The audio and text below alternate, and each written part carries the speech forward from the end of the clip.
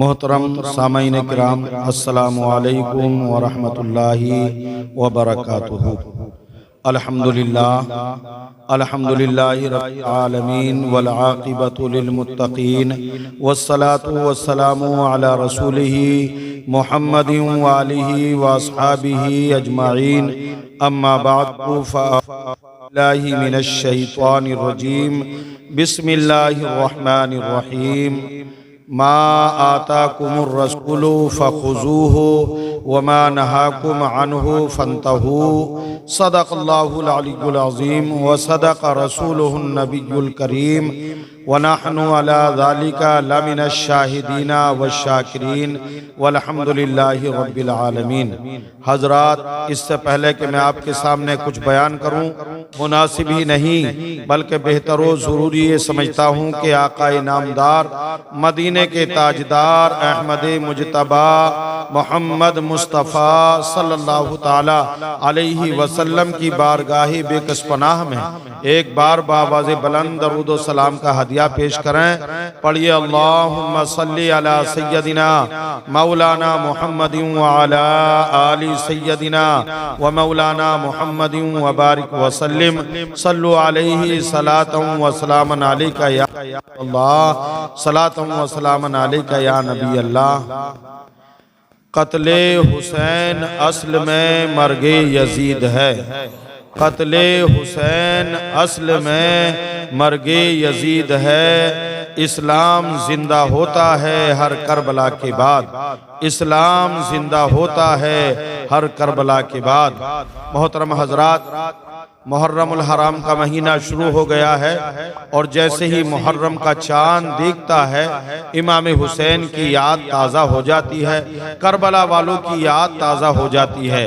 آؤ پیارے مسلمانوں، اللہ تبارک و تعالی قرآن پاک میں ارشاد فرماتا ہے، ما آتاکم الرسول فخذوہ وما نہاکم عنہ فانتہوا۔ رب فرما رہا ہے رسول اللہ جو تم کو دیں اس کو لے لو، اور جس چیز سے منع فرمائیں اس سے رک جاؤ۔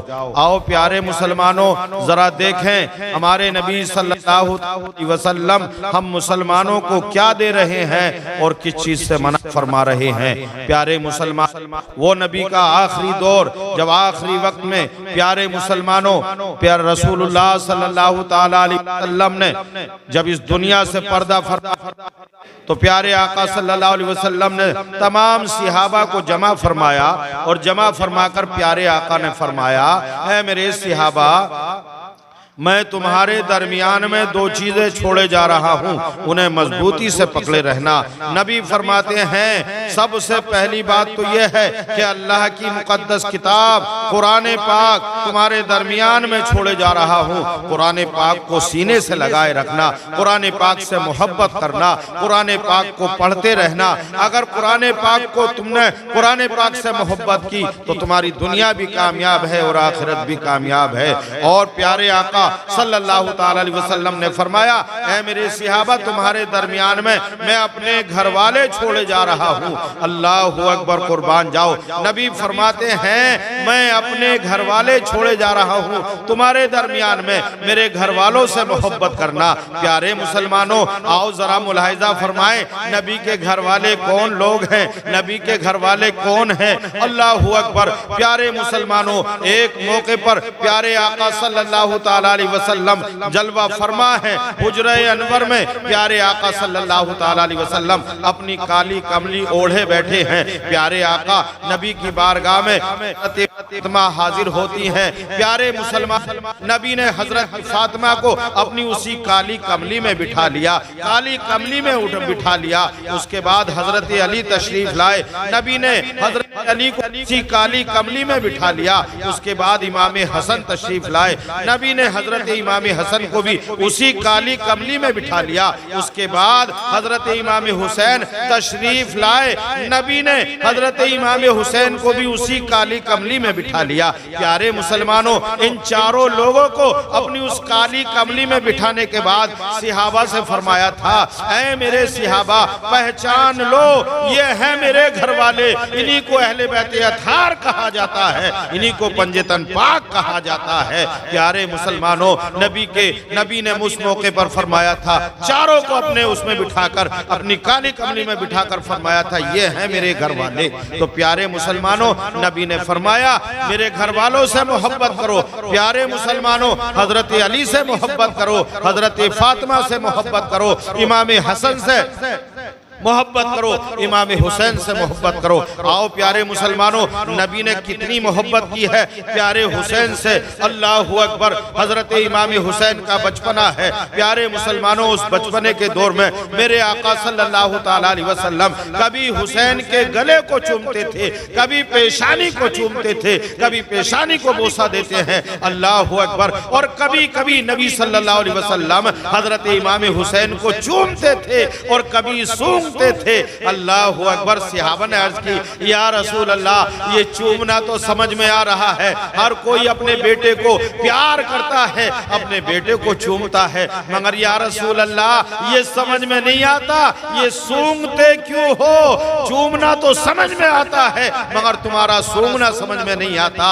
نبی نے فرمایا تھا، اے میرے صحابہ، چومتا اس لیے ہوں حسین سے محبت ہے، اور سونگتا اس لیے ہوں یہ جنت کے پھول ہیں، امام حسن امام حسین جنت کے پھول ہیں، پھول کو سونگا جاتا ہے اس لیے میں سونگ رہا ہوں۔